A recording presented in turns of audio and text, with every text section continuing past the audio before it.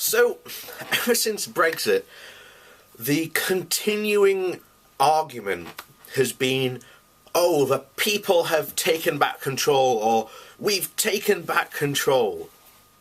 Taken back control of what, exactly? Parliament? We've got our sovereignty back? We've always had sovereignty. We've always had our Parliament. The biggest problem I have always said on this channel and through my past videos is people just don't get engaged in politics anymore. And not only at like a national level with like their MP, but at the local level as well.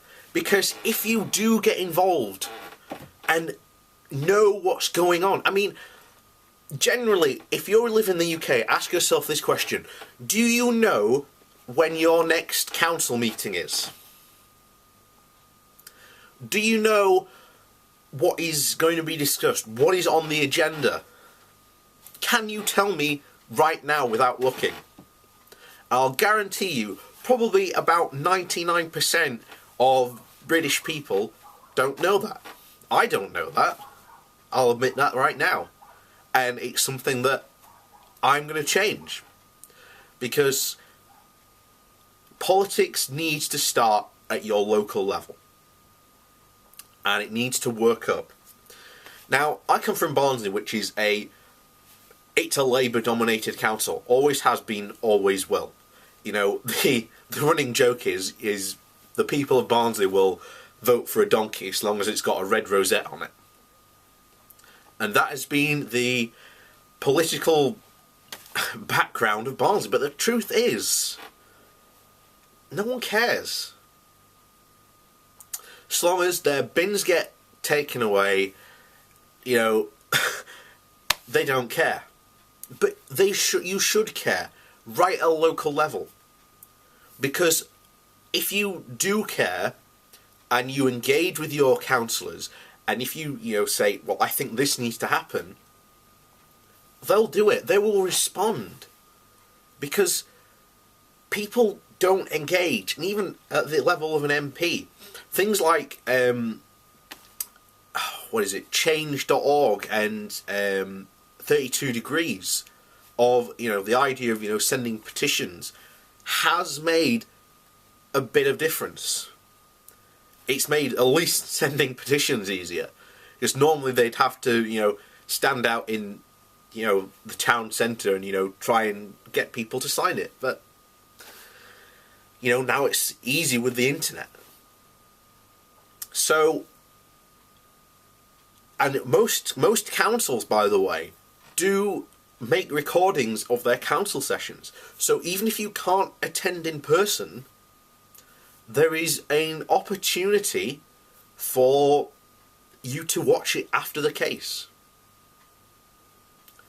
And there are, they then release what has been discussed. It's always worth knowing what is going on in your local area and your town, because that is where you can generally start to take back, control. But getting back to this was a useless argument, because your average Joe blogs doesn't know diddly squat about banking regulations, doesn't know anything about trade, because they don't care. They've elected an MP to do that for them. That's the whole point and focus of that voting. So your MP can represent your area, so that he can take those to Parliament, and then that in turn is reflected in the policies of the party. And that's why this argument of taking back control is ridiculous. Even now, people are still saying it in newspapers, online, everywhere, videos. And there are problems, huge problems, that are going to happen that are not being talked about. Farmers, for instance, farmers get massive subsidies from the EU. Why do they get those? Because British farmers can't compete in an EU market. it is not competitive for them. And that's nothing to do with EU laws or anything like that. It's because on the continent, particularly in France, farmers have a ton of political power and control compared to the fact that they don't here in the UK.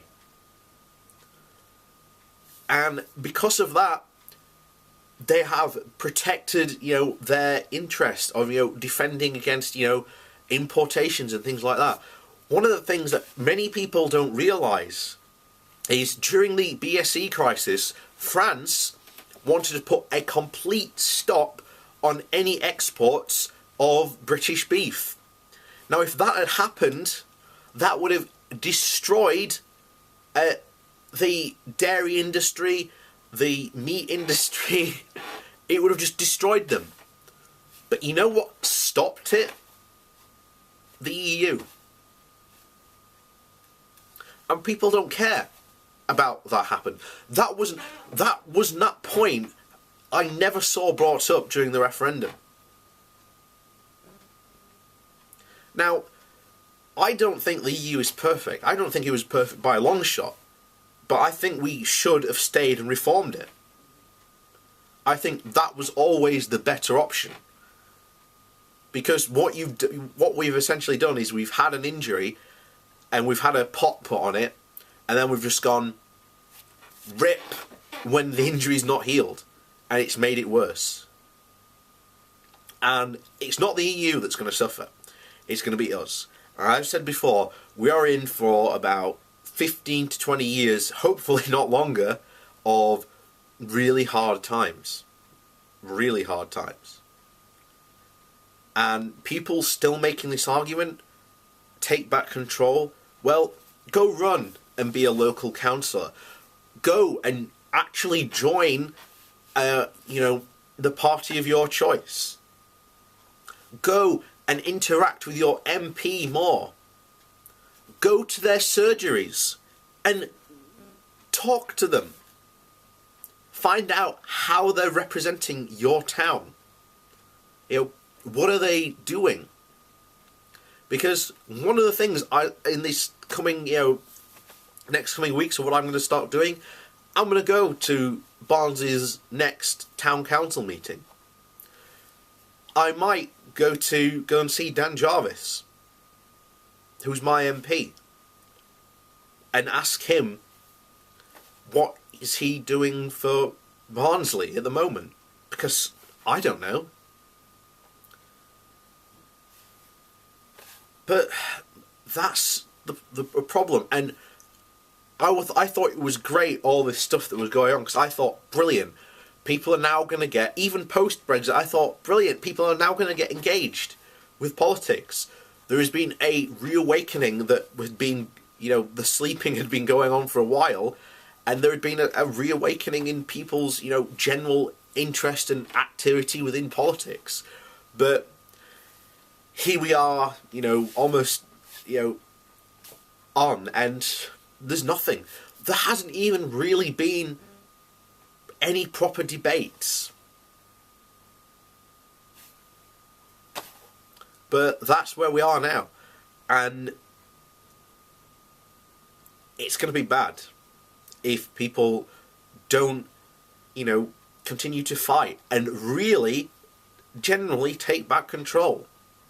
And the only way you're going to achieve that is to get involved with politics, not only at a national level, but a regional and local level. If you were making that argument during the Brexit case, and you're not doing that now, then you're an absolute failure, and I'm sorry, but you're an idiot for doing anything, because you talked a big game, but when it comes down to it, you don't do anything.